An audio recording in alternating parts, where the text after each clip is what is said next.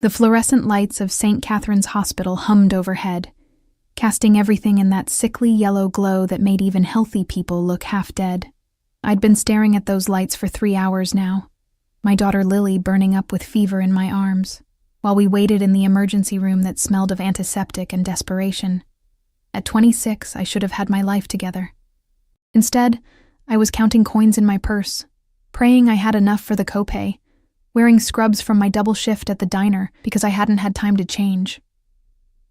Lily whimpered against my chest, her small body radiating heat through her pink onesie.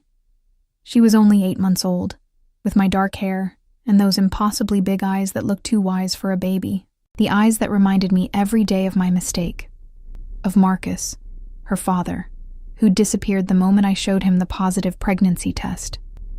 Good riddance, my mother had said, but it didn't make the nights any easier, didn't make the bills any smaller. Shh, baby girl, I whispered, rocking her gently. We'll see the doctor soon. The waiting room was packed with the usual Friday night crowd, a man holding a bloodied towel to his head, a teenager with a swollen ankle, an elderly woman coughing into her handkerchief. We were all just numbers, all just waiting. I checked my phone again. 11:47 p.m. My shift at Marco's Diner started at 6 in the morning. If I was lucky, I'd get 3 hours of sleep. My phone buzzed. A text from my neighbor, Rita, the 60-something woman who watched Lily when I worked and never charged me enough. How's the baby? Do you need anything? I started typing back, my fingers clumsy with exhaustion. Rita had given me her new number earlier that week, and I'd saved it quickly between serving tables and changing diapers. I pulled up what I thought was her contact. She's burning up. Still waiting. They said 3-4 hour wait. I'm so tired. Don't know how I'll manage the morning shift. Can you possibly watch her tomorrow? I'll pay you Monday when I get my check. I hit send and closed my eyes, leaning my head back against the plastic chair. Lily's breathing was raspy, her little chest rising and falling too quickly. Fear clawed at my throat. What if it was serious? What if it was pneumonia or worse? What if I couldn't afford the treatment? My phone buzzed almost immediately. Who is this? I frowned at the screen. Rita must have been half asleep, confused. It's Emma. Emma Santos, from 4B. You're watching Lily for me, remember? The response came faster this time. Wrong number. My stomach dropped. I pulled up my contacts, scrolling frantically. There it was. I'd transposed 2 digits when saving Rita's new number. The realization hit me like cold water. Some stranger now knew I was alone at a hospital at midnight with a sick baby. Knew I was broke. Knew I was desperate. I'm so sorry. Please delete this. Wrong number. I waited for a confirmation, for some acknowledgement, but nothing came. The stranger had gone silent. I tried to shake off the creeping embarrassment, but something felt wrong.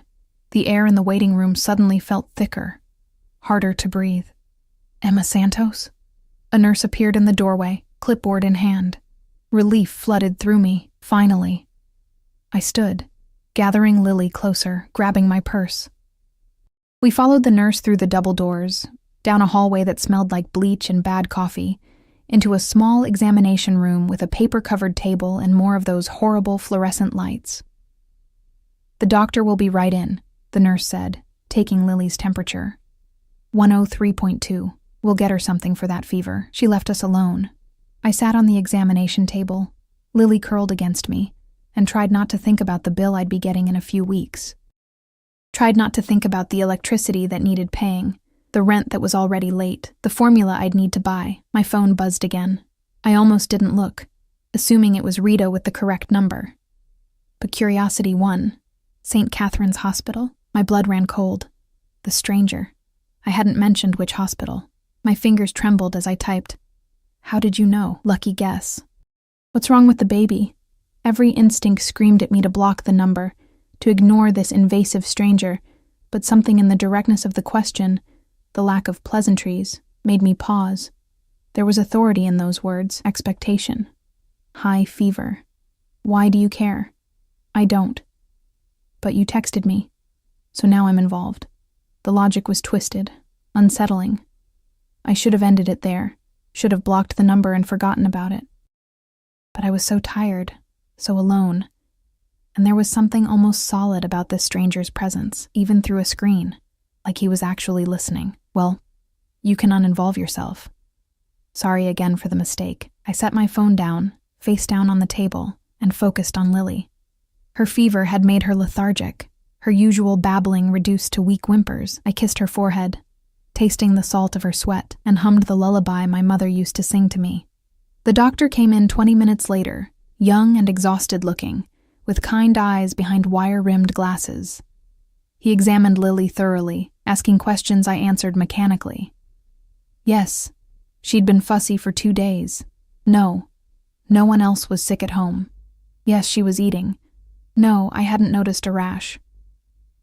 It's an ear infection, he finally said, straightening. Both ears, actually. Pretty severe. I'll prescribe antibiotics. She should start feeling better within 24 hours. Thank you, I breathed, the relief almost painful. Thank you so much. He smiled, scribbling on his prescription pad. Make sure she finishes all the medication, even if she seems better. And if the fever doesn't break by tomorrow night, bring her back. He handed me the prescription, and I stared at it, my relief curdling into dread. Antibiotics. Expensive antibiotics. I'd have to call the pharmacy, ask about generic options, maybe see if they had a payment plan. The nurse will give you the discharge papers, the doctor said, already moving toward the door. Take care.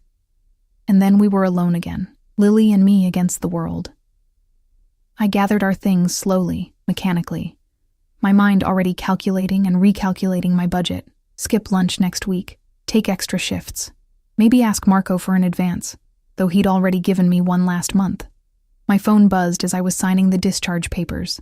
What did the doctor say? The stranger again. I should have been annoyed, should have been frightened, but I was too exhausted for either emotion. Ear infection. Antibiotics. We're fine. The medication is expensive. It wasn't a question. Somehow this stranger knew. Maybe he had kids. Maybe he'd been through this before.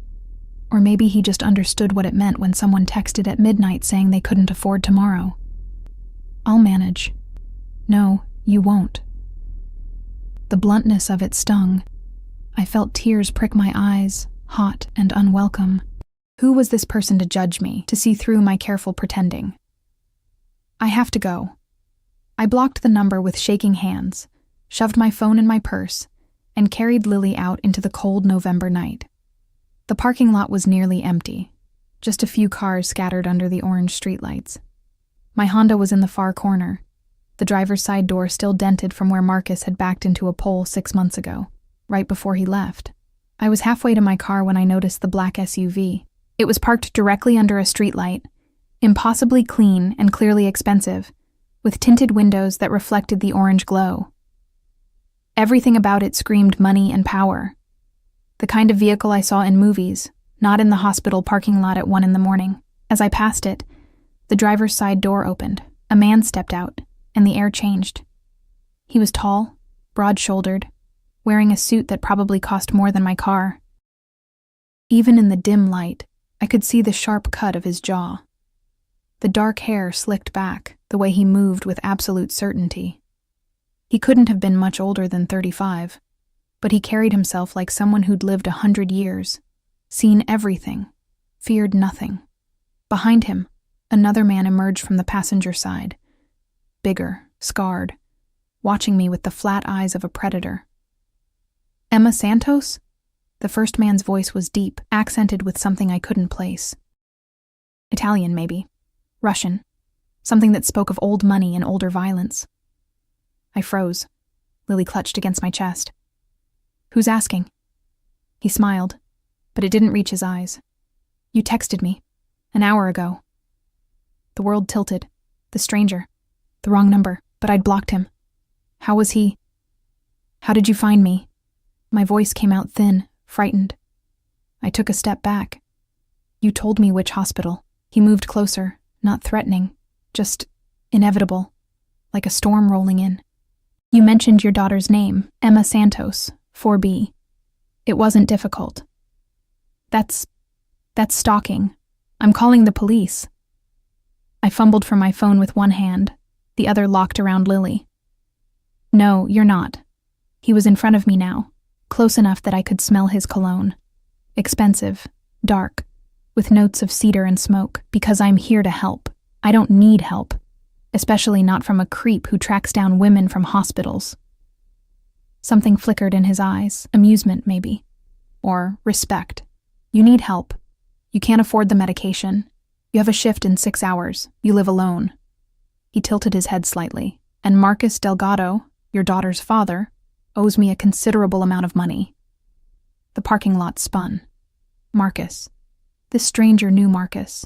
I don't know anything about Marcus's debts, I said, my voice stronger now, anger burning through the fear. He left before she was born. Whatever he owes you has nothing to do with me or my daughter. I agree.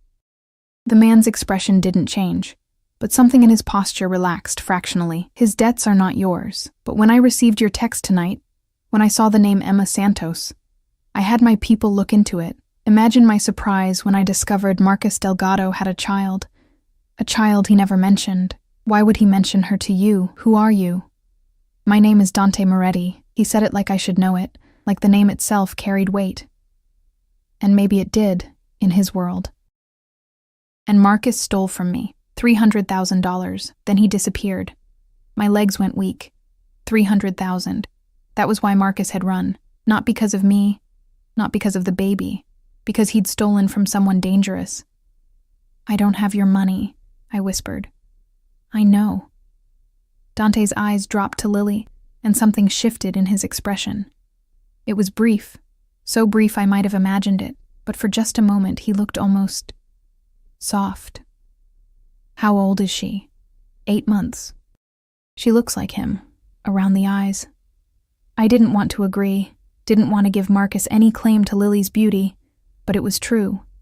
She had his eyes, that particular shade of hazel that changed in different lights. Mr. Moretti, I don't know where Marcus is. I haven't heard from him since I told him I was pregnant.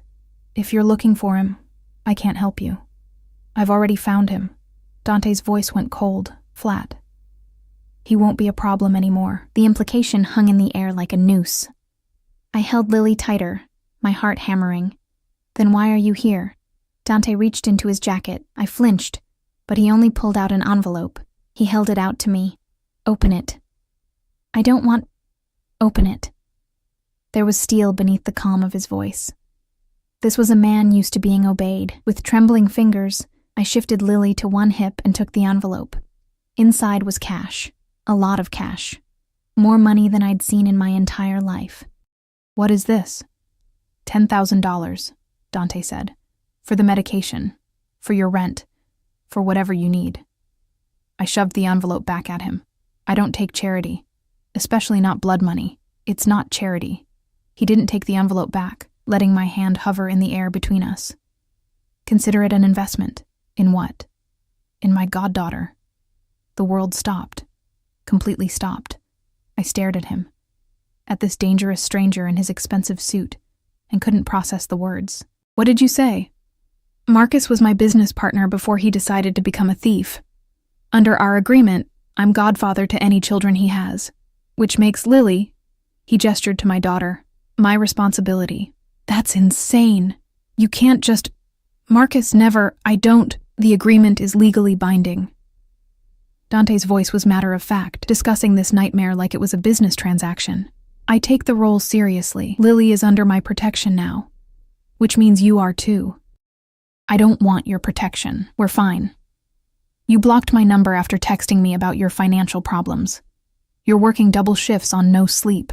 Your car is falling apart. Your daughter has an ear infection you can't afford to treat. Dante stepped closer, and I could feel the heat of him, the sheer presence. You are many things, Emma Santos. But you are not fine. Lily stirred against me, whimpering. Dante's eyes dropped to her again, and again I saw that flicker of something human beneath the cold exterior. I don't know you, I said desperately. I don't trust you. For all I know, you're lying about everything. Then verify it. Call Marcus's mother. She knows me. He pulled out his phone, scrolled, then showed me a contact. Maria Delgado, Marcus's mother, who I'd met once at a family barbecue, who'd been kind to me before Marcus left. Call her. Ask her about Dante Moretti. Ask her about the Godfather agreement. My hand shook as I stared at the number. This was crazy, all of it, but Lily was hot against my chest and the prescription was in my purse, and the rent was late, and I was so tired. I need to think, I whispered. Then think, but take this. Dante pressed the envelope into my free hand, closing my fingers around it. His hand was warm, calloused, surprisingly gentle. For her. Not for you, not for me. For her.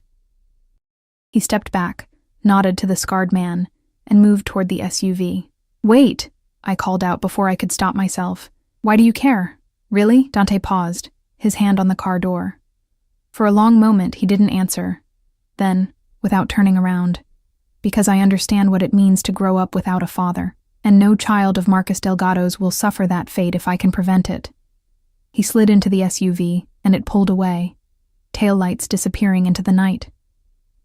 I stood alone in the parking lot, Lily in one arm, an envelope of cash in my other hand, and my entire world tilted on its axis. The hospital's automatic doors whooshed open behind me, and a nurse called out, "Ma'am, you forgot your discharge papers." I turned, mechanically taking the papers, mechanically walking to my car, mechanically buckling Lily into her car seat, but my mind was spinning, racing, trying to understand what had just happened. Dante Moretti. Godfather. Protection. Blood money. I looked at the envelope on my passenger seat. $10,000. For her, he'd said, for her. I started the car and drove home through empty streets, my phone burning in my purse with a blocked number and 1,000 unanswered questions. I didn't sleep that night. Lily finally dozed off around 3 a.m, her fever breaking slightly after I'd given her the infant Tylenol from our medicine cabinet, the last dose in the bottle. I'd laid her in her crib, watching her chest rise and fall, her little fists curled beside her face, and felt the weight of Dante Moretti's envelope like a stone in my pocket. Our apartment was small, cramped, but it was ours. One bedroom that Lily and I shared, a living room barely big enough for our secondhand couch, a kitchen with appliances that worked when they felt like it. The walls were thin enough that I could hear Mrs. Chen upstairs walking around, could hear the couple in 4C fighting about money again. The radiator clanked and hissed, never quite warm enough in winter, and there was a water stain on the ceiling that grew a little bigger every time it rained. But it was home. It was safe. It was what I could afford. I sat on the couch in the dark, the envelope on the coffee table in front of me, and stared at it like it might explode. $10,000. I could pay rent for 6 months, buy Lily proper winter clothes, fix the car, stock the fridge with actual food instead of ramen and whatever was on sale. Get ahead, finally, instead of drowning. But it was blood money. Dante Moretti wasn't a businessman. Men like him didn't drive around at 1 a.m. with armed guards and envelopes full of cash because they ran legitimate operations. Whatever he did, whoever he was, it was dangerous. Criminal. And he'd called himself Lily's godfather. My phone sat next to the envelope, Maria Delgado's number glowing on the screen. I'd pulled it up a dozen times, my finger hovering over the call button, but I couldn't make myself press it. What would I even say? "Hi, Mrs. Delgado. Your son stole money from the Mafia and now a criminal wants to be my daughter's godfather?" The sky was turning gray when I finally picked up the phone and dialed. It rang 4 times. I almost hung up. Then, "Hello?" Maria's voice was groggy, confused. "Who is this?" "Mrs. Delgado, it's Emma. Emma Santos. Marcus is..." "Emma." She was suddenly wide awake. "Dios mío, Emma. How are you? How is the baby? I've been trying to reach Marcus, but he won't..." "Marcus is gone," I said quietly. "He's been gone since before Lily was born." Silence, then softer. "I'm so sorry, mija. He was always running from something. I hoped maybe with a baby he would finally..." She sighed. "You said Lily? You named her Lily?" "Yes. That's beautiful." I could hear her moving, maybe making coffee, the sounds of a kitchen coming to life. "Why are you calling at 5 a.m? Is something wrong?" "I need to ask you about someone." Dante Moretti. The silence that followed was different. Heavier. When Maria spoke again, her voice was careful, measured.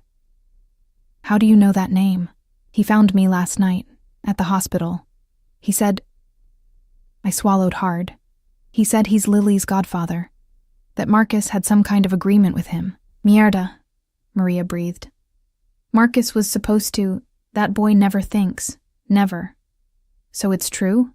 This agreement exists? Yes. Maria's voice was tight. When Marcus started working for Mr. Moretti 5 years ago, they made an arrangement. Traditional, from the old country. Any children Marcus had would be under Mr. Moretti's protection. It was supposed to be an honor, a sign of trust. But then Marcus... She stopped. He stole from him, I finished. You know about that? Dante told me. He said Marcus isn't a problem anymore. Another heavy silence. Emma, listen to me very carefully. Dante Moretti is a dangerous man. But he is also a man of honor. If he says he's Lily's godfather, he means it. He will protect her with his life. But there are rules in his world. Expectations. You need to be very, very careful. My hands were shaking again. What kind of expectations? Respect? Loyalty? You don't question him in front of others. You don't never ever betray him. Maria paused. But if you follow those rules, you and Lily will be safer than you've ever been. No one will touch you. No one will dare. I don't want to be part of his world. You already are, Mija. The moment Marcus got you pregnant, you became part of this. The only question is whether you accept Mr. Moretti's protection or face his world alone. I closed my eyes. What should I do? Take his help. Keep your head down. Raise your daughter.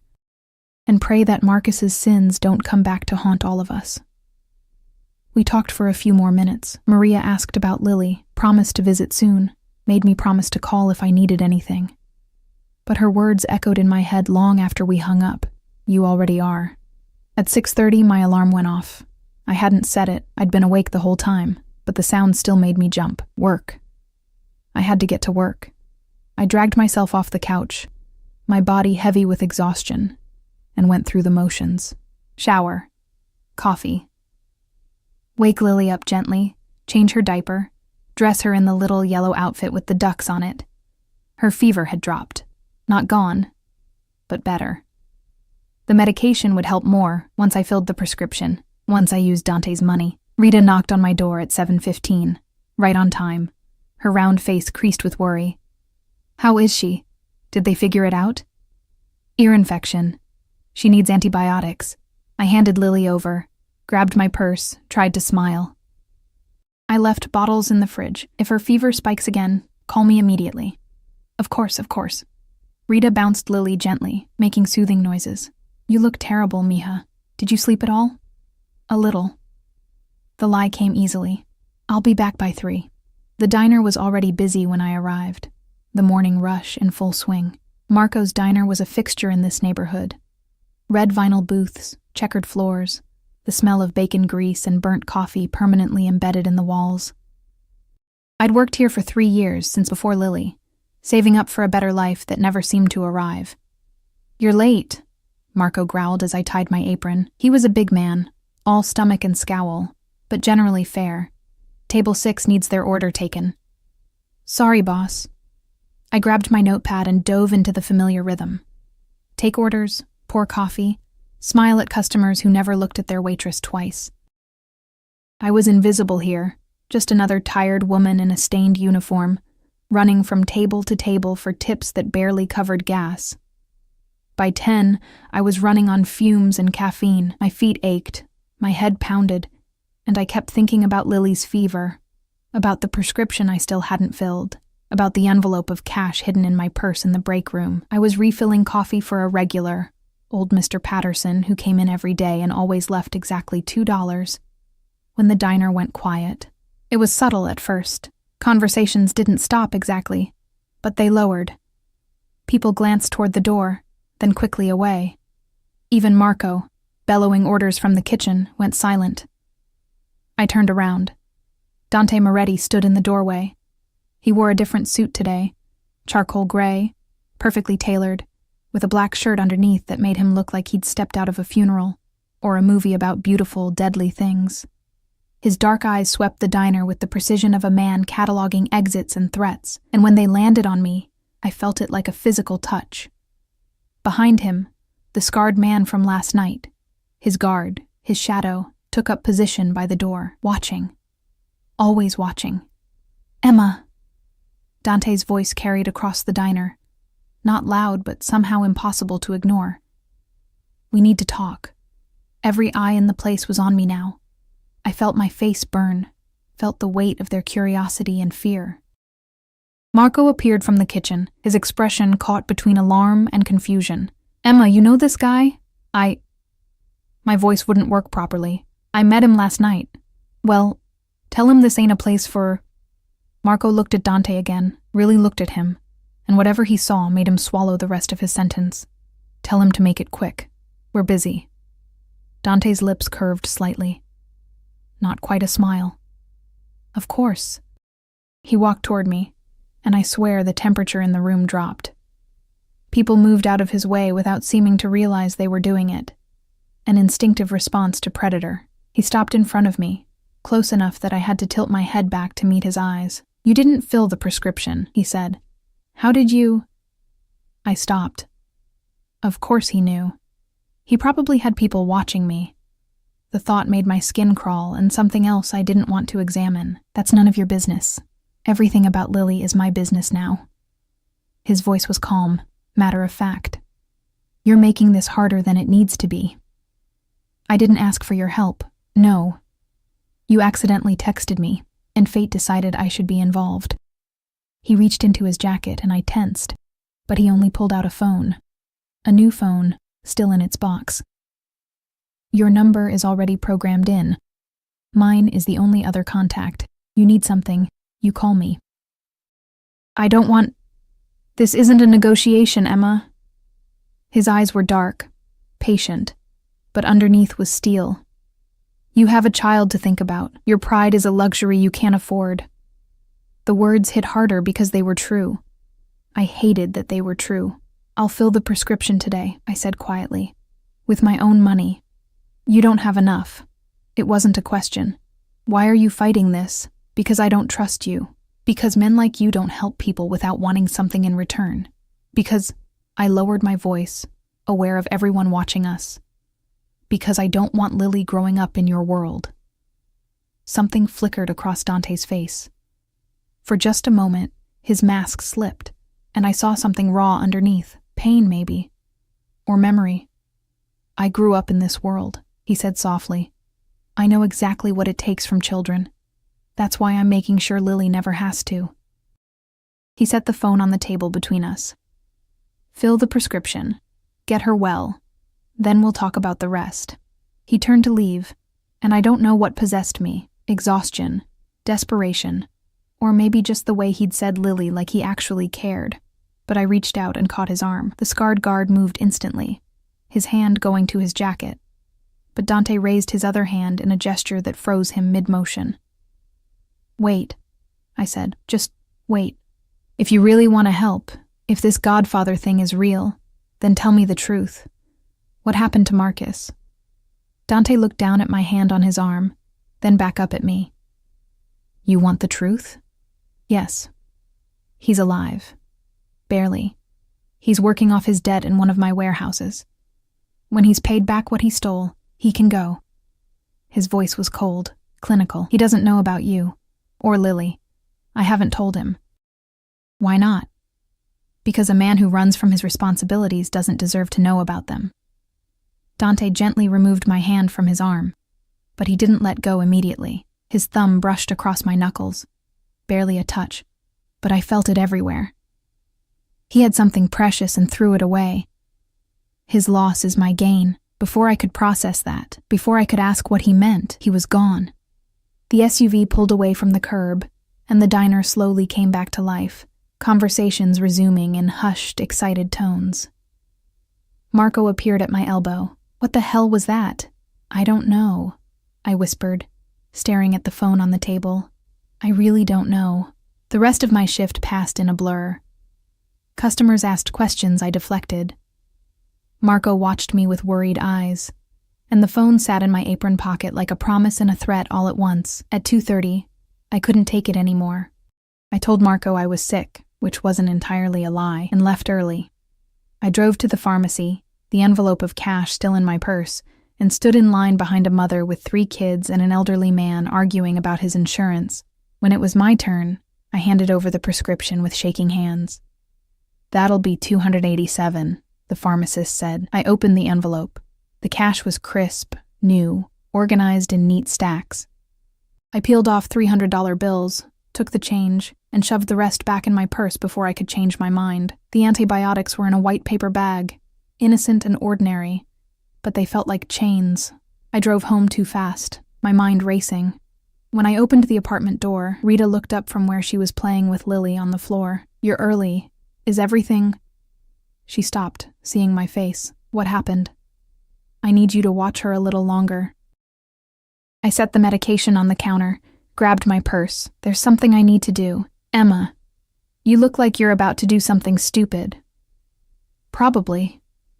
I kissed Lily's forehead, breathed in her baby smell, milk and powder and something indefinably hers. "But I need answers. I had Dante's number now, and I was done being afraid. Back in my car, I pulled out the new phone he'd given me. One contact, Dante Moretti. My finger hovered over the call button. Maria's words echoed in my head. "You don't question him in front of others. You don't refuse his help. And you never, ever betray him. But I wasn't in front of others now. And I needed to understand what I'd gotten myself into." I pressed call. He answered on the first ring. "Emma, I want to see where Marcus is." The words came out in a rush. "If he's really alive, if he's really working for you, I want to see him." Silence. Then, "Why?" "Because I need closure. Because Lily deserves to know her father existed, even if he was a coward. Because—" My voice cracked. "Because I need to look him in the eye and know that leaving us was his choice, not yours." More silence. I could hear voices in the background, muffled, speaking in what sounded like Italian. "Address is being sent to your phone now," Dante said finally. "Be there at 7 tonight. Come alone. I don't have anyone to watch. I'll send someone. A woman. She's worked with children before, completely vetted. She'll arrive at 6:30. His voice softened slightly. "This isn't a place for a baby, Emma. What you're about to see, she shouldn't be there." What am I about to see? The consequences of betrayal, and what it means to be under my protection. The line went dead. I sat in my car outside my apartment building, watching the numbers change on my dashboard clock, and wondered if I'd just made the biggest mistake of my life. Or if the biggest mistake had been texting a wrong number at midnight, and everything after was just fate catching up with me. Either way, at 7 o'clock tonight, I would see Marcus again, and I would finally understand exactly what Dante Moretti wanted from me. The phone buzzed. An address in the industrial district, followed by a single line, "Don't be late." And Emma, wear something you don't mind getting dirty. My hands were shaking again, but this time, it wasn't from fear. It was anticipation. The woman who arrived at 6:30 was not what I expected. She was older, maybe 50, with silver-streaked hair pulled back in a neat bun and kind eyes that crinkled at the corners when she smiled. She wore simple clothes, jeans and a cardigan, and carried a bag that jingled with what sounded like toys. "Mrs. Santos, I'm Teresa." Her voice was warm, accented with the same Italian lilt as Dante's. "Mr. Moretti sent me to watch the baby." I stood in the doorway, Lily on my hip, every instinct screaming not to let this stranger into my home. But Teresa just waited patiently, her smile never wavering, until finally I stepped aside. "She just had her medication," I said, my voice tight. "She should sleep soon. There are bottles in the fridge if she wakes up hungry. And if anything happens, anything at all, you call me immediately." "Of course." Teresa set her bag down gently and held out her arms. "May I?" I hesitated, then passed Lily over. My daughter went willingly, her little hands reaching for Teresa's necklace, a simple gold cross that caught the light. Teresa bounced her gently, naturally, like she'd done this 1,000 times. "I raised 5 children of my own," she said, reading my fear. "And I've been with the Moretti family for 30 years. Your daughter is safe with me, Mrs. Santos. Safer than she'd be anywhere else in this city." There was truth in her words, but also something else. A reminder. The Moretti family. Not just Dante, but an entire organization. A world I was stepping into whether I wanted to or not. I grabbed my jacket, checked my purse 3 times for my keys, my phone, my pepper spray. "I'll be back by 9. 10 at the latest. Take your time." Teresa was already settling onto the couch with Lily, pulling colorful blocks from her bag. "We'll be just fine." The drive to the industrial district took 40 minutes through rush hour traffic. The address Dante had sent led me away from the familiar streets of my neighborhood, past the nicer parts of town with their coffee shops and boutiques, into an area I'd only ever seen from the highway.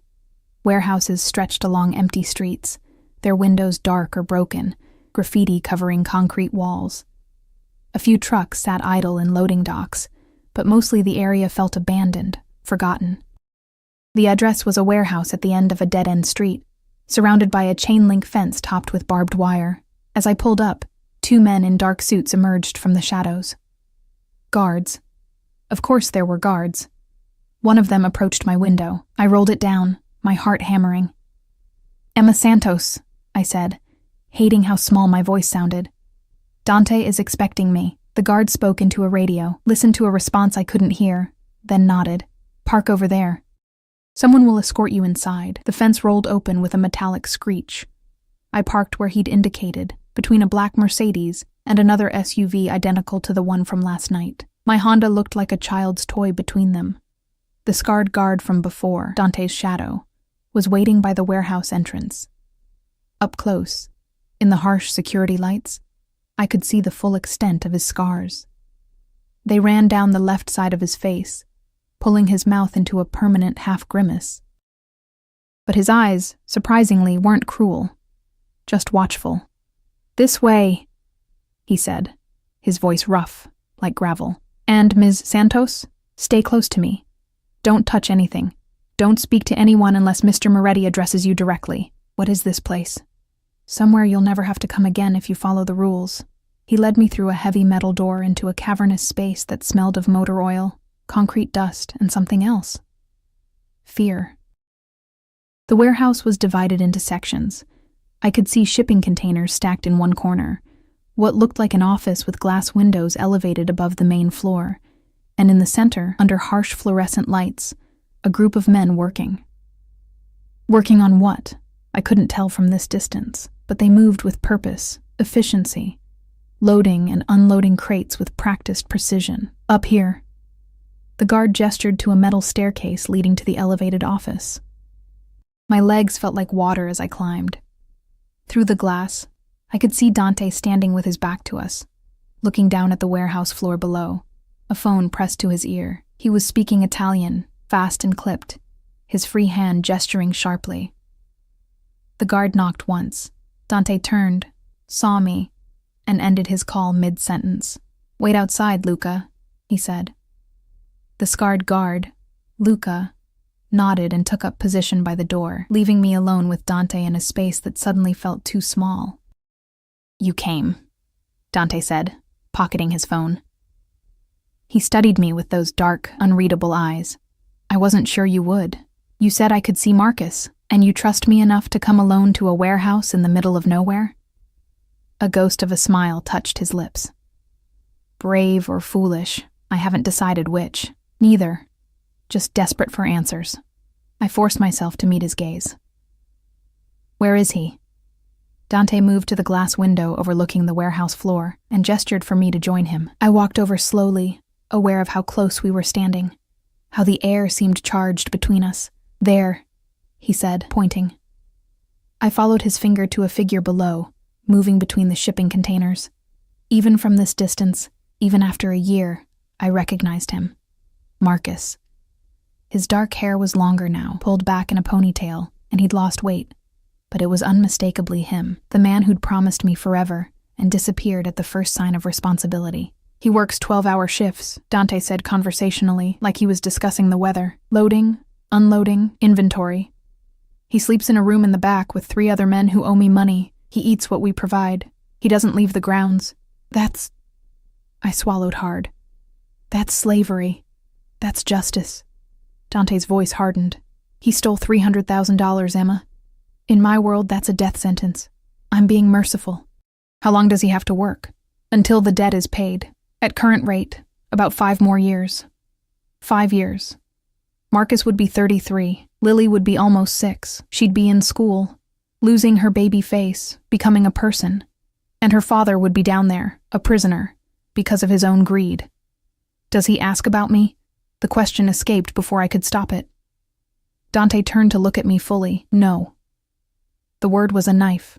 Simple, brutal, honest. "He doesn't even know you're looking for him," Dante continued.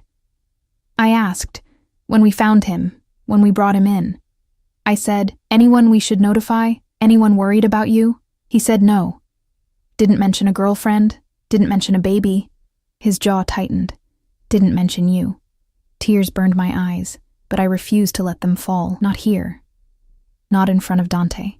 "Why are you telling me this? Because you need to understand something, Emma." He moved closer, and I could smell that cologne again. Cedar and smoke and something darker. "Marcus doesn't deserve your tears. He doesn't deserve your anger. He doesn't even deserve your attention. He's nothing. Less than nothing. He's Lily's father. Biology isn't fatherhood." Dante's voice was soft but intense. "I never knew my father. He died when I was 2, but I had a godfather who raised me, who taught me, who protected me. Blood doesn't make family. Loyalty does. Sacrifice does." I stared at him, at this dangerous man who spoke of family like it was sacred, who'd tracked me down because of a wrong number and decided my daughter was his responsibility. "What do you want from us?" I whispered. "I want to keep you safe. I want Lily to grow up knowing she's protected. I want—" He stopped, something flickering across his face. "I want to do this right, the way my godfather did for me." "And what does that mean? For me? For Lily?" "It means you move out of that apartment with the water-stained ceiling and the broken radiator. It means Lily sees the best doctors, goes to the best schools. It means you never have to work double shifts at a diner again, never have to count coins for medication." He paused. "It means accepting that your life has changed, and fighting it will only make things harder. You're talking about controlling us. I'm talking about protecting you. There's a difference. Is there?" I gestured to the window, to Marcus below. Because from where I'm standing, protection looks a lot like a cage. Dante's expression hardened. "Marcus is in a cage because he betrayed me. You are under my protection because fate decided our paths should cross. Unless you plan to steal from me and disappear, your situation is nothing like his." "But I don't have a choice, do I? You've decided you're Lily's godfather, decided we need protecting, decided our entire future. What if I say no? What if I take Lily and leave?" The temperature in the room seemed to drop. Dante stepped closer, close enough that I had to tilt my head back to maintain eye contact, close enough that I could see flecks of gold in his dark eyes. "You could do that," he said quietly. "You could pack your bags tonight, take your daughter, and run. I wouldn't stop you." Hope flared in my chest. "Really? But the world is dangerous, Emma. Marcus isn't the only person I've done business with. There are others, worse than him, who might learn about you, about Lily, about Marcus's daughter." His hand came up, and I froze. But he only brushed a strand of hair from my face, his touch impossibly gentle. "Without my protection, you're vulnerable, and I couldn't live with myself if something happened to her because I let you go. That's emotional blackmail. That's reality." His hand dropped. "I'm not the villain in your story, Emma. I'm not the one who abandoned you. I'm not the one who chose money over family. I'm offering you a chance at a better life. The only question is whether you're brave enough to take it." I wanted to argue, wanted to rage against the unfairness of it all. But standing there, looking down at Marcus, who didn't even know I existed anymore, who'd thrown us away like garbage, and then back at Dante, who'd hunted me down just to make sure Lily had medicine, I felt something shift inside me. Maybe Dante was right. Maybe blood didn't make family. Maybe loyalty did. If I agree, I said slowly. I need rules. Boundaries. Interest sparked in Dante's eyes, such as, I make decisions about Lily's upbringing, her education, her activities, her life. You can advise, but I have final say. Agreed. I want to work. Maybe not at the diner, but something. I need to feel like I'm contributing. Agreed. I'll have my people find something suitable. And I took a breath. I want to know what's happening. If there's danger, if something changes, you tell me. No secrets. Dante considered this longer. Some secrets exist for your protection. Then you decide what I need to know, but you don't leave me blind. He studied my face, and slowly he nodded. Deal. But I have conditions too. Of course you do. You live where I tell you to live. The apartment isn't safe. The locks are cheap. The neighborhood is getting worse, and I can't properly secure it. I have a property, a townhouse, fully furnished, gated community with security. You and Lily move in by the end of the week. My first instinct was to refuse, but I thought of the water stains, the broken radiator, Mrs. Chen's footsteps overhead at 3 a.m. What else? You keep the phone I gave you on you at all times. You check in once a day. And if I call, you answer. That sounds like surveillance. That sounds like making sure you're alive. His voice softened. Emma, you have no idea how many people would love to hurt me through the people I protect. This isn't paranoia. It's necessity. I wanted to argue, but I thought of Lily, of her little face, her tiny hands. Could I really risk her safety because of my pride? Fine, I said, but I'm not some doll you get to dress up and show off. I have a life, friends, a routine. Keep them all. Just keep them safe too. He pulled out his phone, tapped something, then showed me a photo. It was a townhouse, cream-colored, with window boxes and a bright red door, trees lining the street. 3 bedrooms, 2 bathrooms. The nursery is already set up, but you can redecorate however you want. Move-in ready? It was beautiful. Too beautiful. The kind of place I'd walked past and dreamed about but never thought I'd live in. When can I see it? Tomorrow morning. I'll pick you up at 9. I can drive myself. Emma. He said my name like a sigh. This is going to be much easier if you let me do things my way. And it'll be much easier for me if you remember I'm not one of your employees. A real smile crossed his face then, transforming him from dangerous to devastating. No. You're definitely not. The moment stretched between us, charged with something I didn't want to name. Then Dante's phone buzzed, shattering it. He glanced at the screen, and his expression shifted back to business. I need to handle something. Luca will take you back to your car. Wait. I gestured to the window. Can I talk to him? To Marcus? Why? Closure. Like I said, Dante studied me for a long moment, then nodded slowly. 5 minutes. Luca will be with you. And Emma? Don't expect apologies. Men like Marcus don't know how to give them. He was right, of course. Luca led me down to the warehouse floor, and as we approached Marcus, I saw him properly for the first time in over a year. He was thinner, harder, with dark circles under his eyes and a wariness that hadn't been there before. When he looked up and saw me, he froze. Emma? His voice was exactly as I remembered. The voice that had whispered promises, that had said he loved me, that had gone silent when I needed it most. Hello, Marcus. He looked around nervously, at Luca, at the other workers who'd stopped to watch. What are you doing here? How did you... Then understanding dawned. Moretti, he told you. He did. Look, whatever he said about me, it's... You have a daughter.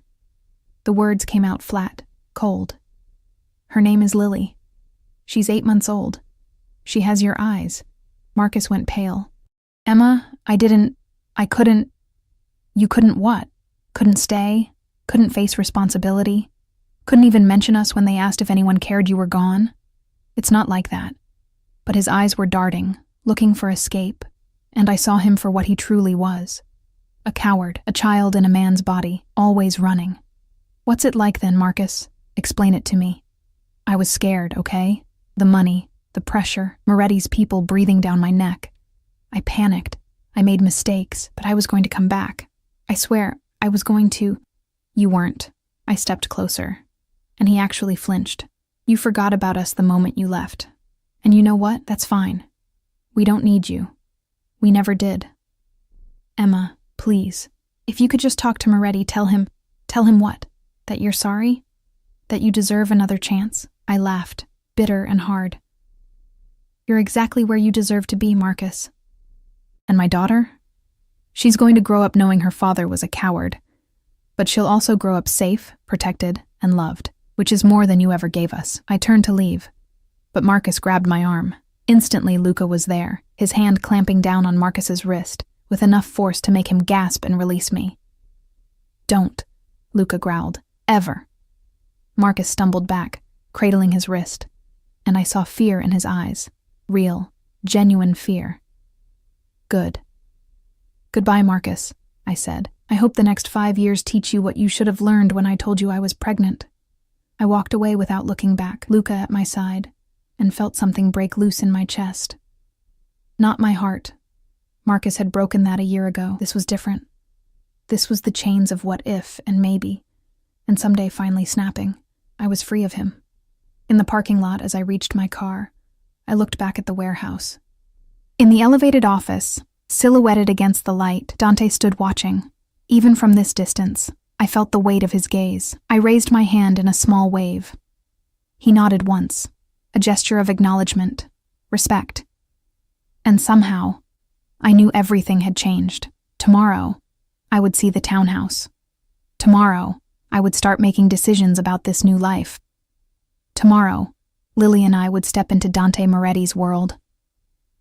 But tonight, I drove home to my daughter, to Teresa, who'd already put her to bed, and I held Lily close in the dark apartment that would soon no longer be ours. We're going to be okay, I whispered to her sleeping form. Better than okay, I promise.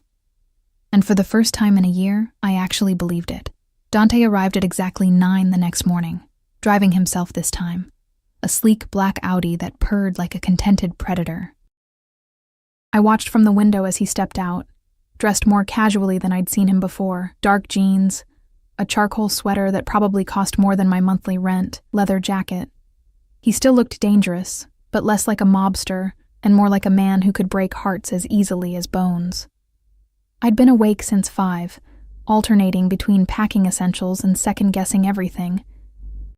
3 garbage bags sat by the door, stuffed with Lily's clothes, my work uniforms, our meager possessions. Looking at them, I felt a wave of shame. This was my entire life, and it fit in 3 trash bags. Ready? Dante asked when I opened the door. His eyes swept over the bags, and something softened in his expression. I'll have movers come this afternoon for the furniture. There's nothing worth moving. The couch is from Goodwill. The table wobbles. I stopped, hating how defensive I sounded. It's all junk. Then we'll get new things, whatever you want. He picked up 2 of the bags like they weighed nothing. Where's Lily? Teresa has her. She offered to watch her during the move, make the transition easier. I grabbed the 3rd bag in my purse. She's good with her. Lily actually smiled this morning, first time since the fever. Something crossed Dante's face. Pleasure, satisfaction, I couldn't tell. Teresa raised my cousins. If she approves of you, that means something in my family. Does she approve? She called me last night. Said, and I quote, "That girl has a spine of steel and a heart of gold. Don't you dare fuck this up." He smiled slightly. Teresa doesn't mince words. Despite everything, I laughed. I like her. She likes you too. That's rare. He loaded the bags into his trunk with careful precision. She doesn't trust easily. None of us do. The drive took 20 minutes, moving from my rundown neighborhood through increasingly nicer streets. Trees appeared, then actual yards, then gates with security codes. The townhouse was in a community called Riverside Gardens, surrounded by brick walls and monitored by cameras I tried not to look at too directly. Dante punched in a code at the gate, and it swung open smoothly. The street inside was something from a magazine. Perfectly manicured lawns, expensive cars in driveways, children's toys scattered in yards suggesting the kind of safe, normal life I'd always wanted for Lily. Here, Dante said, pulling into the driveway of the townhouse from the photo. Up close, it was even more beautiful. Cream-colored brick, black shutters, window boxes with actual flowers. The red door was glossy and perfect, with a wreath of autumn leaves hanging on it. It looked like a home, like somewhere people built lives and memories, not just survived. "The code is Lily's birthday," Dante said, handing me a key. 0327.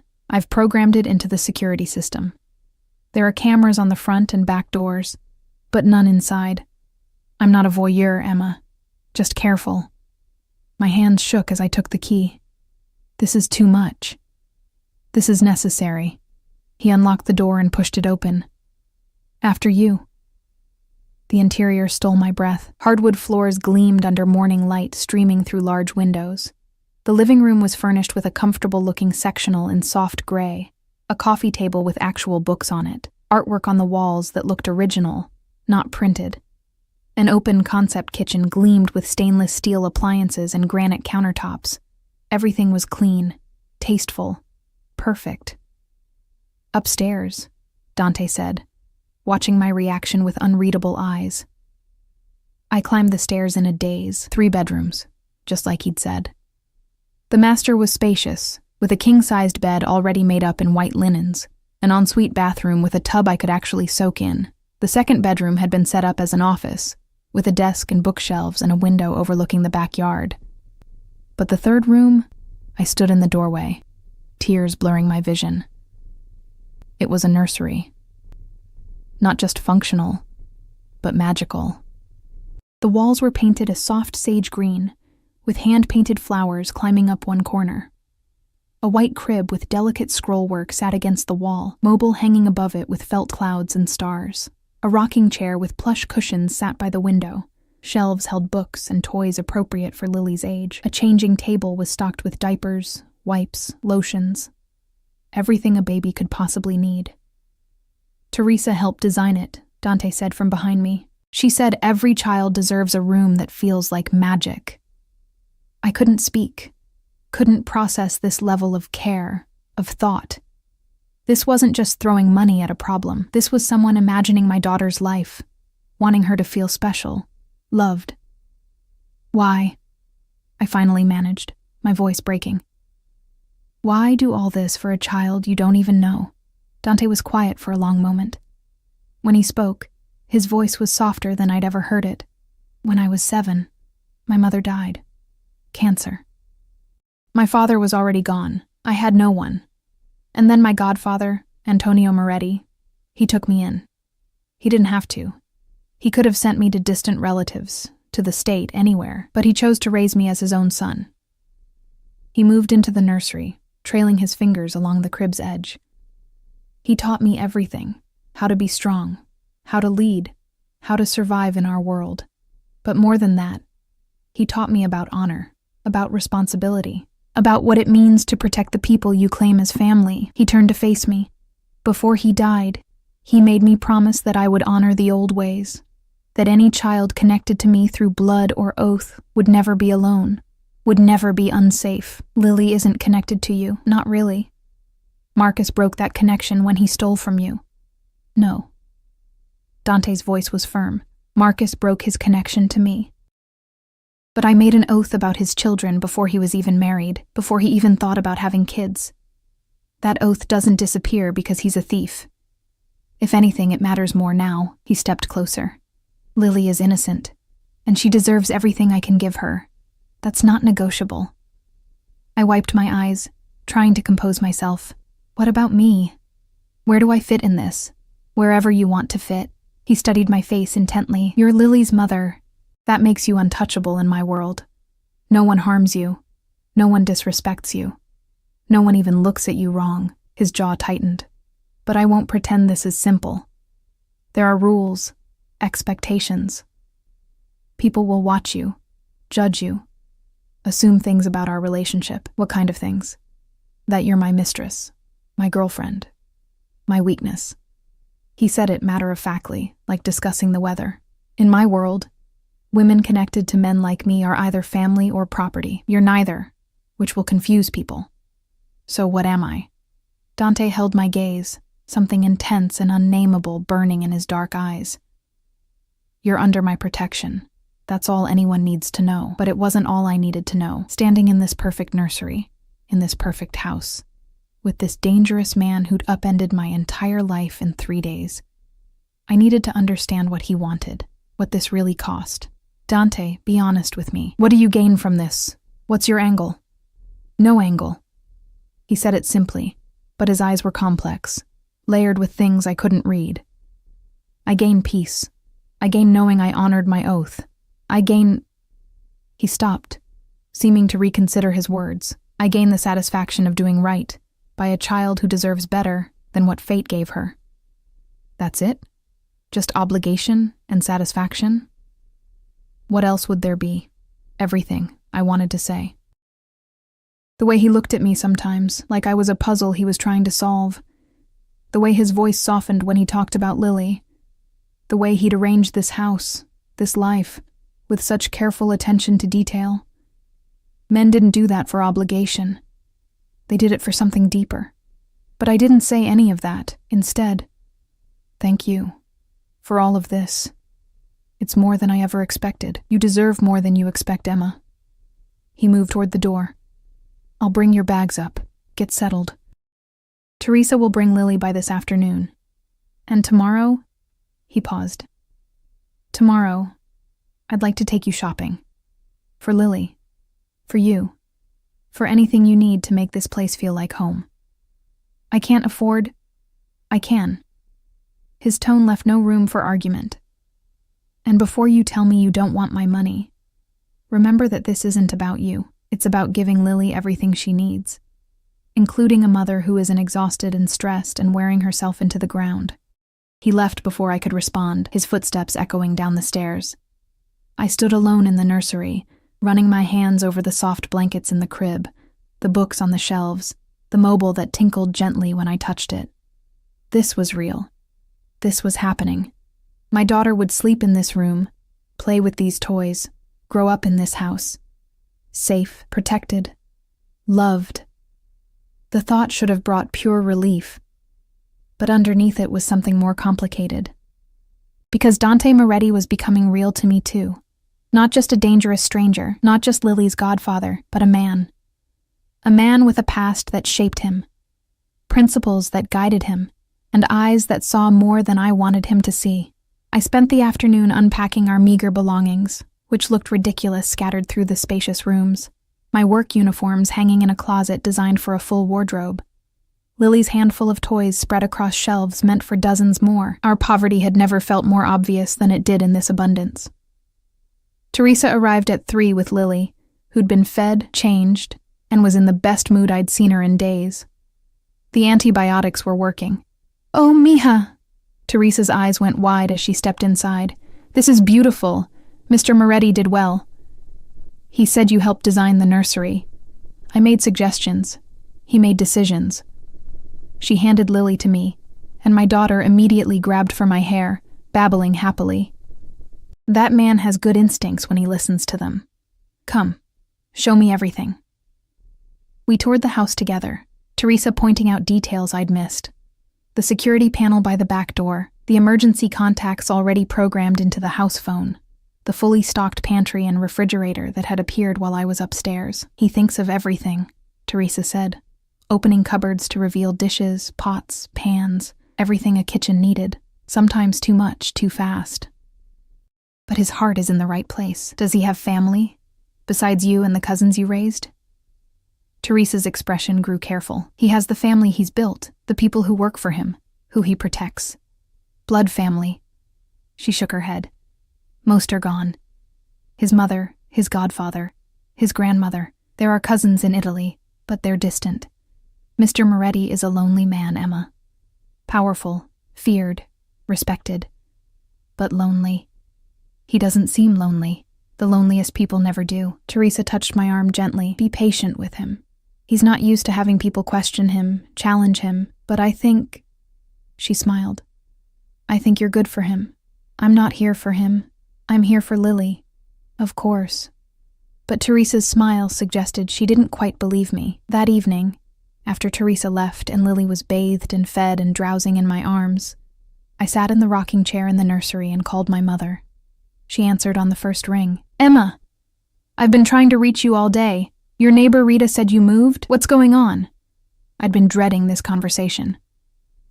My mother, Rita Santos, was fierce and protective and would lose her mind when she learned about Dante, but she deserved the truth. "Mom, something happened. Something complicated." I took a breath. "Remember Marcus? Lily's father? That pendejo? What about him? He got involved with dangerous people. Owed them money.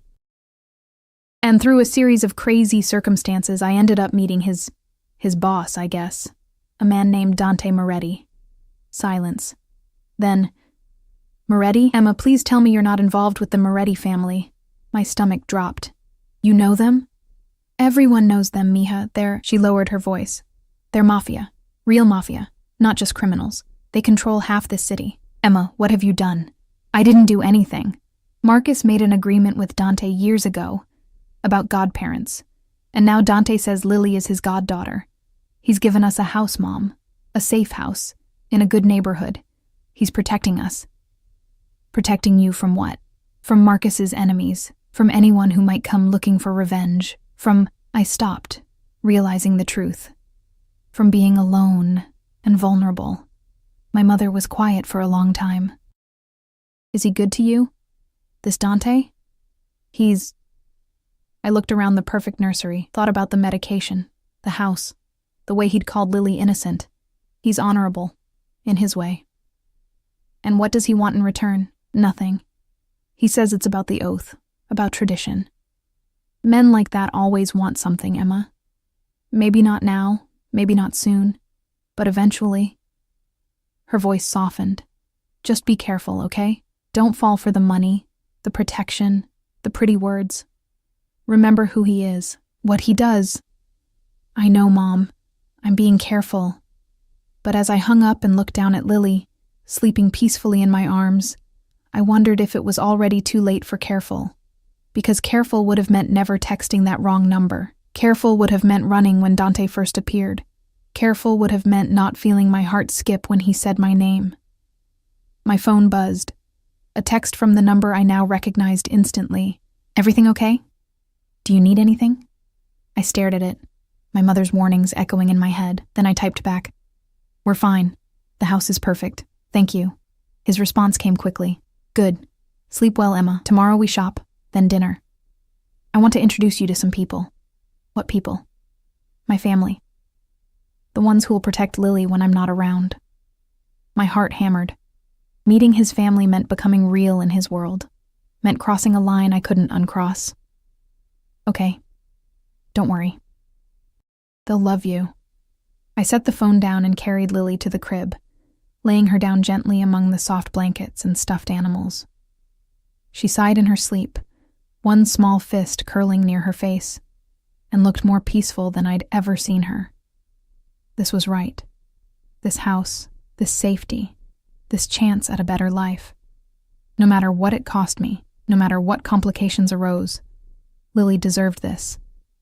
And if that meant navigating Dante Moretti's world, learning his rules, meeting his family, if it meant pretending my pulse didn't race when he stood too close, if it meant ignoring the way his eyes lingered on me like I was something precious, then that's what I would do. For her. Only for her.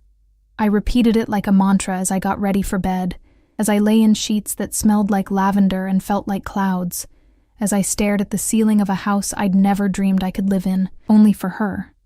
But in the dark, honest part of my mind, I knew I was lying. Because when Dante had said I deserved more than I expected, when he'd looked at me with those intense eyes, when he'd created this perfect space for my daughter, some part of me had started to wonder what it would be like if this wasn't just about obligation, if it was about something more, something dangerous, something that felt terrifyingly like fate. The restaurant was the kind of place I'd only seen in movies. Dim lighting, white tablecloths, waiters in actual tuxedos gliding between tables like dancers. Crystal chandeliers cast soft light over patrons who wore their wealth casually, the way I wore my jeans. Dante had sent a dress to the house that morning. Deep emerald green, simple but elegant, with a note that said simply, "Wear this." I'd almost refused on principle. But when I tried it on, when I saw how it transformed me from tired single mom into someone who belonged in his world, I'd kept it on. Now, walking through the restaurant with Dante's hand on the small of my back, I felt every eye turn toward us. Curious, assessing, judging. "Relax," Dante murmured near my ear. "You look beautiful." They're staring because they're jealous. They're staring because they're wondering who I am and what I'm doing with you. Let them wonder. His hand pressed more firmly against my back, possessive and reassuring at once. All that matters is that they know you're mine to protect. The word mine shouldn't have sent heat through me, but it did. We were led to a private room in the back, where 5 people already sat around a table, 3 men and 2 women, all watching our approach with varying degrees of interest and suspicion. "Everyone," Dante said, his voice carrying easy authority. "This is Emma Santos. Emma, this is my family." He introduced them one by one. Luca, the scarred guard I already knew, who nodded at me with something almost like respect. Marco, Dante's cousin, younger and handsome in a careless way, who looked me over with open curiosity. Giovanni, an older man with silver hair and sharp eyes, who Dante described as his consigliere, his advisor, and the 2 women. Isabella, Marco's wife, elegant and coolly beautiful, and Sophia, Giovanni's daughter, who smiled at me with genuine warmth. "So you're the one who's got Dante rearranging his entire life," Isabella said, sipping her wine. "Interesting." "I haven't rearranged anything," Dante said, pulling out my chair before sitting beside me. "I'm fulfilling an oath." "Right. An oath." Marco grinned. "That's why you spent 3 days personally overseeing the house setup, vetted the security yourself, and have been checking your phone every 5 minutes to make sure she's okay." Dante's expression didn't change, but I felt him tense beside me. The baby had an ear infection. I was being thorough. "Uh-huh." Marco's grin widened, but Sophia kicked him under the table. I saw him wince, and the teasing stopped. Dinner was surreal. They talked business in careful code, never saying anything explicitly illegal, but making it clear they were discussing operations, territories, problems that needed handling. But they also talked about normal things: Isabella's daughter's upcoming recital, Marco's obsession with learning to make authentic carbonara, Sophia's new job at an art gallery. They treated me carefully at first, like I was made of glass or might bolt at any moment. But as the evening progressed, as I answered their questions about Lily and held my own in conversation, something shifted. They relaxed, accepted. "How old is your daughter?" Sophia asked, leaning forward with genuine interest. 8 months. She just started trying to crawl." "Oh, that's such a fun age, before they can really get into trouble." Sophia smiled. "I'd love to meet her sometime. I'm terrible with kids, but I give great gifts." "Sophia gives impractical gifts," Isabella corrected. "Last year she bought Marco's daughter a toy drum set." "The child showed musical interest." "The child showed interest in making noise," Marco muttered, but he was smiling. Watching them banter, seeing the easy affection beneath the hard exterior, I started to understand. This was Dante's family, not the organization, not the business. These people who knew him, challenged him, cared about him. "Emma," Giovanni said, his voice cutting through the laughter. "May I ask you a frank question?" The table went quiet. Dante stiffened beside me, but I nodded.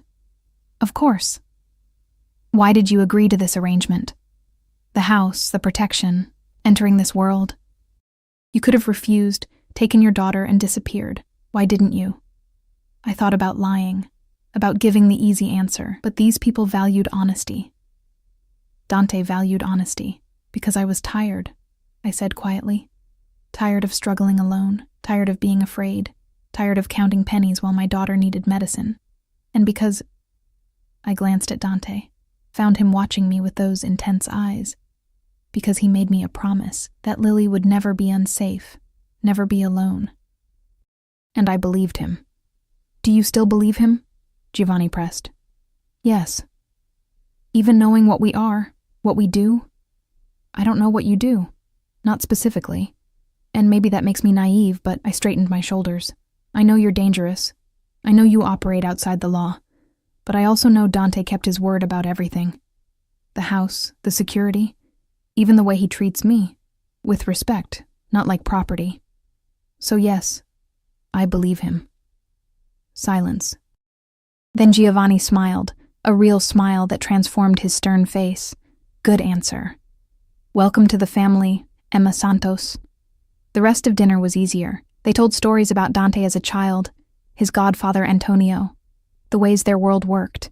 Isabella even pulled me aside in the bathroom, touching up her lipstick while studying me in the mirror. You're good for him, she said finally. Everyone keeps saying that. I don't see how. Because you don't treat him like he's God. You question him, challenge him, make him explain himself. She capped her lipstick, turned to face me. Dante's been alone for years. Oh, he has us, has the organization. But alone in the ways that matter. He needed someone to care about, someone to protect. You gave him that. I gave him an obligation. That's different. Is it? Isabella's smile was knowing. The way he looks at you suggests otherwise. My heart hammered. He doesn't... We're not... Not yet, but you will be. She squeezed my hand. Just don't wait too long. Men like Dante, they don't know how to ask for what they want in matters of the heart. You have to meet them halfway. Before I could respond, she swept out of the bathroom, leaving me staring at my reflection. The woman looking back was different from the one who'd stood in the hospital parking lot 4 days ago. Better dressed, yes, but also stronger, more certain, more dangerous. When we left the restaurant, Dante's hand found the small of my back again, guiding me to his car, but instead of opening my door, he paused. Walk with me, he said. We walked along the waterfront, the city lights reflecting off the dark water. The November air cold enough to make me shiver. Dante shrugged out of his jacket and draped it over my shoulders without asking, the weight of it warm and heavy, smelling like him. Your family is nice, I said, breaking the silence. They like you. That's rare. He was quiet for a moment. Giovanni's approval means everything. He was my godfather's best friend, helped raise me. If he'd disapproved, things would have been complicated. What would you have done? Kept you anyway. He said it simply, like it was obvious. But it's better this way. We walked further, and I could feel him building up to something. The tension in his shoulders, the way he kept glancing at me then away. Emma, I need to tell you something. My stomach dropped. What? Marcus tried to escape yesterday. I stopped walking. What? He made it to the fence before my men caught him. He fought back. Dante's jaw tightened. It got violent. Is he... He's alive. But he's been transferred to a more secure location. Somewhere he can work off his debt without the temptation to run. Dante turned to face me fully. I wanted you to know, in case you had any lingering feelings. Any hope that maybe he'd... I don't.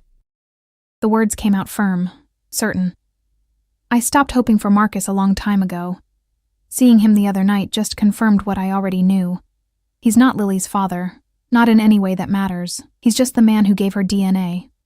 Good, Dante's voice was rough. Because what I'm about to say next is going to be complicated enough without Marcus in the equation. My pulse raced. What are you going to say? He stepped closer. Close enough that I had to tilt my head back to maintain eye contact. Close enough that I could feel the heat radiating from him despite the cold air. This arrangement, the house, the protection, the godfather role, it was supposed to be simple. An obligation fulfilled, but nothing about you is simple, Emma. His hand came up, cupping my face with surprising gentleness. You challenge me. You question me. You look at me like I'm a man, not a monster. And every time I see you with Lily, every time you smile at something I've done, every time you wear that stubborn expression when you're about to argue with me. He stopped, seeming to struggle with the words. What? I whispered. I want more.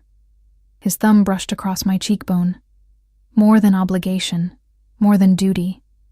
I want you, Emma, both of you, as my family, really mine. The world tilted. Dante? I know it's fast. I know it's complicated. I know I'm not the kind of man you probably dreamed about. Stop. I pressed my hand over his mouth, silencing him. Just stop. He went still, his eyes searching mine. You're right. You're not what I dreamed about. You're dangerous, controlling. You live in a world I don't understand. I lowered my hand slowly, but you're also honorable. You kept your promises. You treat my daughter like she matters. You look at me like... I swallowed hard, like I'm not invisible. You could never be invisible, not to me. I'm scared, I admitted. Scared of this, of you, of what wanting this might mean. I'm scared too. His confession was barely audible. I've survived wars, betrayals, attempts on my life, but the thought of you walking away, of losing this chance, his other hand came up, framing my face. That terrifies me. We stood there, the cold air swirling around us, the city alive with sound and light, and everything balanced on this moment. I could step back, could thank him politely and keep our relationship professional, safe, could protect my heart the way he protected everything else. Or I could step forward. I stepped forward.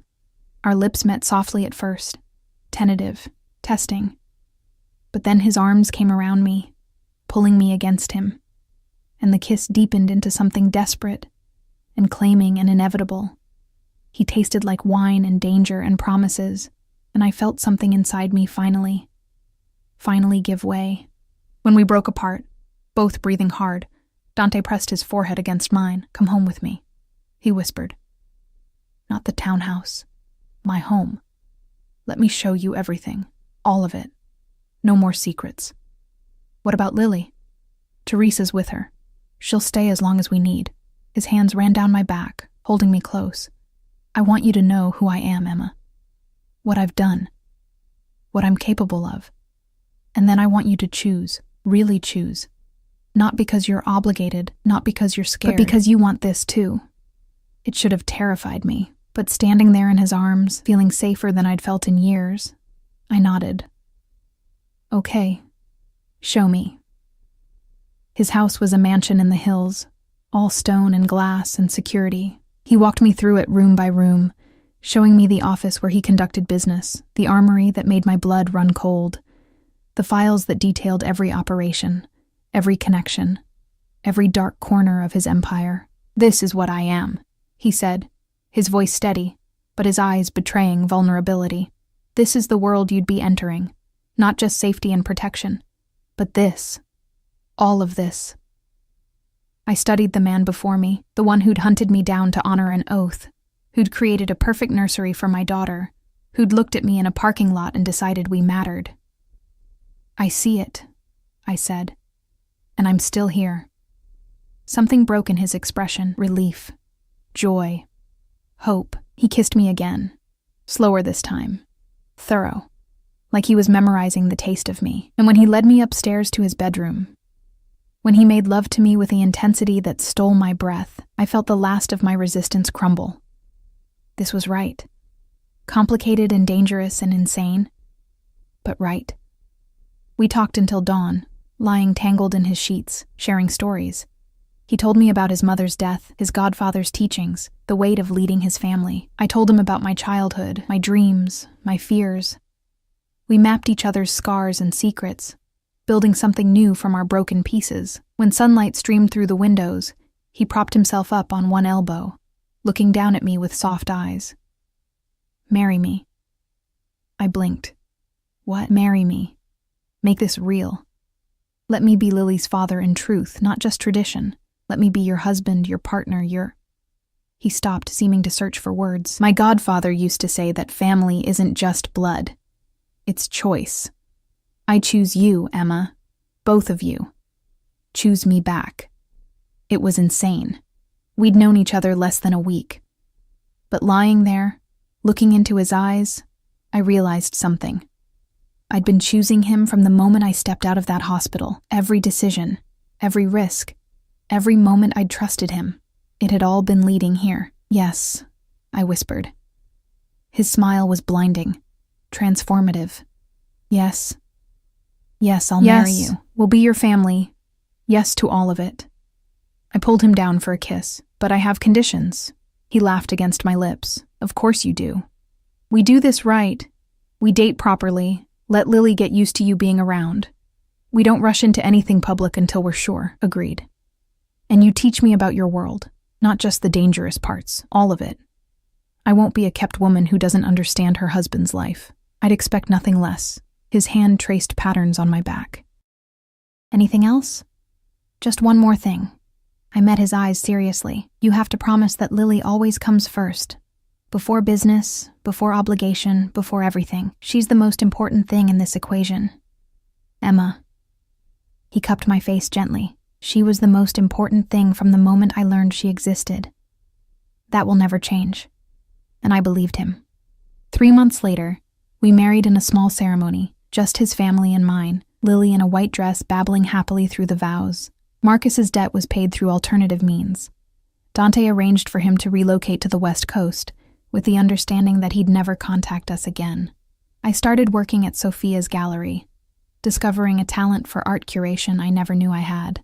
Lily took her first steps in our house, now truly ours, filled with toys and laughter and life. She called Dante Papa before she turned 1, and the first time she did, I watched this dangerous man crumble into tears. The world we inhabited was complicated, sometimes frightening. But we navigated it together. Dante taught me to be strong without being hard, how to command respect in rooms full of dangerous men, how to protect what mattered while still holding on to humanity, and I taught him how to be soft. How to read bedtime stories with silly voices, how to have tickle fights on Sunday mornings, how to love without fear. 2 years after that wrong number text, I stood in the nursery, now Lily's big girl room, watching Dante rock our son to sleep. Alessandro, named after his godfather Antonio. Another child to protect, another promise to keep. What are you thinking? Dante asked softly, noticing me in the doorway, that I'm grateful. For what? For transposing those numbers. For accidentally texting a stranger. For fate deciding we should meet. I moved to his side, looking down at our sleeping son, for you not letting me run. He shifted Alessandro carefully and wrapped his free arm around me. I would have chased you to the ends of the earth. I know. That's what made me stay. I leaned into him, breathing in the scent that meant home. You're terrifyingly persistent, only about things that matter. He kissed the top of my head. And you matter, Emma Moretti. You and our children. More than anything in this world. Outside, the city continued its dangerous dance. But in this room, in this moment, we were safe. We were whole. We were family. And it had all started with a wrong number and a man who understood that the greatest power wasn't in taking what you wanted, it was in protecting what you loved.